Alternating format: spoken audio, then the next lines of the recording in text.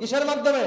রোজার মাধ্যমে। একটা হাদিসে এসেছে মুহররম মাস আসলে আপনারা পরিবার পরিজনের জন্য বেশি খরচ করবেন, বেশি খরচ করবেন, বেশি খরচ করবেন। আবার এত বেশি না যেই বেশি করতে গেলে আপনার পরবর্তীতে কষ্ট হবে। সাধ্য অনুযায়ী কিছু বেশি খরচ করার চেষ্টা করবেন, এই ব্যাপারে একটা হাদিস আছে।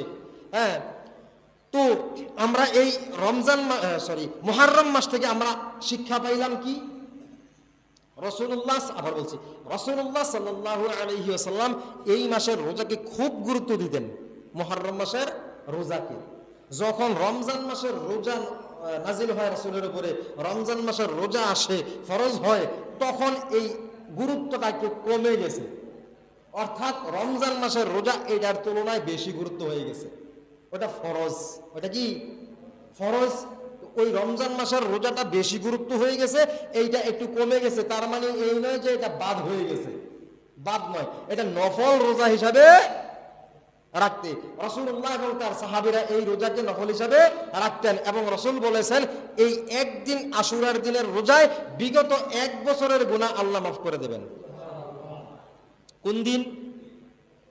10ই মুহররম। তো আমি বলছিলাম যারা বেশি করে আর যারা জানে না, যারা বেশি করে আর যারা জানে না, যারা জানে না তাদেরও জানা দরকার। আমরা আরবি ইংরেজি নববর্ষ নয়, বাংলা নববর্ষ নয়, আমরা নববর্ষ অর্থাৎ বছরের নতুন মাস হিসাবে মুহররমের 10 তারিখ রোজা রাখবো। কি বলেন? রাসূল রেখেছেন, সাহাবীরা রেখেছেন।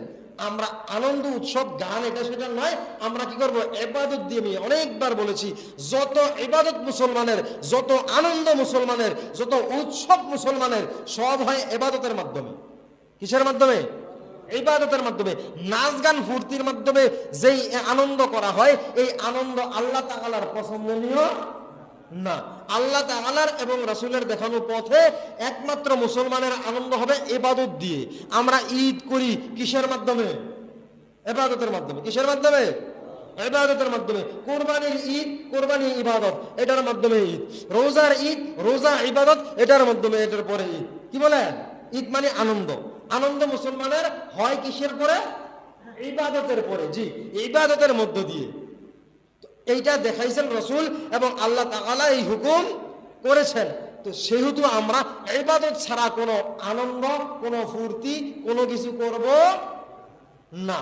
যেটা করতেছি রাসূলের প্রেমে মুহাব্বতে যারা করছি তাদের হাতে পায়ে ধরে অনুরোধ করব, যারা আমরা এসব করছি তারা যেন, হ্যাঁ, আপনি এইটা করতেই যদি চান, রাসূলকে যদি মুহাব্বত করতেই চান, হুসাইনের মুহাব্বত যদি কলিজায় রাখতেই চান, রাখেন। হুসাইনের মুহাব্বত নাই আমার ভিতরে, রাসূল সুন্নতের আমল করেছে, তার নাতিরা সুন্নতের আমল করেছে, রাসূল দ্বীন প্রচার করেছে, দ্বীনের উপর চলেছে, আমি দ্বীনের উপর, হুসাইন রাদিয়াল্লাহু তাআলা আনহু দ্বীন প্রচার করেছে, দ্বীনের উপর প্রতিষ্ঠিত ছিল, দ্বীন প্রচার করেছে, আমরাও সেটা করছি। এটা কি সুন্নাত নয়? এটা কি তার মুহাব্বত নয়? কি বলেন? এটাই তো মুহাব্বত। হ্যাঁ, আপনি তার মুহাব্বত অন্তরে রাখবেন, নামাজও পড়বো না, সুন্নতের আমলও করবো না, শুধু মুহাব্বত অন্তরে, শুধু মুহাব্বত অন্তরে। এই শুধু মুহাব্বতটা, এটা উপকারের চেয়ে অপকার বেশি। অর্থাৎ এটা জান্নাতে যাওয়ার জন্য না, শুধু মুহাম্মদ জাহান্নাম, শুধু মুহাব্বত জাহান্নামে যাওয়ার কারণ, শুধু মুহাব্বত জাহান্নামে যাওয়ার কারণ। আমি আরেকবার বলেছিলাম, এমন মুহাব্বত কারবালার প্রান্তরে, এই যে একটু আগে বললাম, কারবালার প্রান্তরে হযরত হুসাইন রাদিয়াল্লাহু তাআলা আনহু নবীর বংশধর, রক্তে রঞ্জিত হইছে, এই জন্য সমস্ত শরীরে লাল পোশাক লাগাইছে, রক্তের কালার কইরা, কিন্তু কোরআন শরীফ পড়তে পারে না, এবারে নামাজও পড়ে না।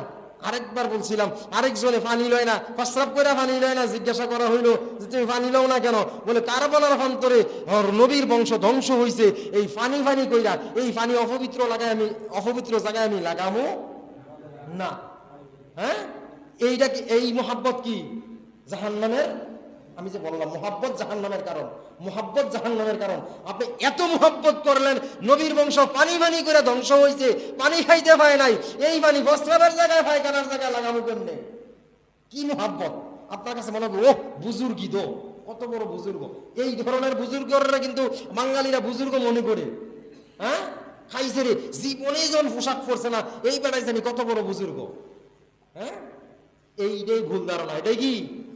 শয়তানে বুঝাই দেয়, শয়তানে বুঝাই দেয় কবরের উপরে কয়েক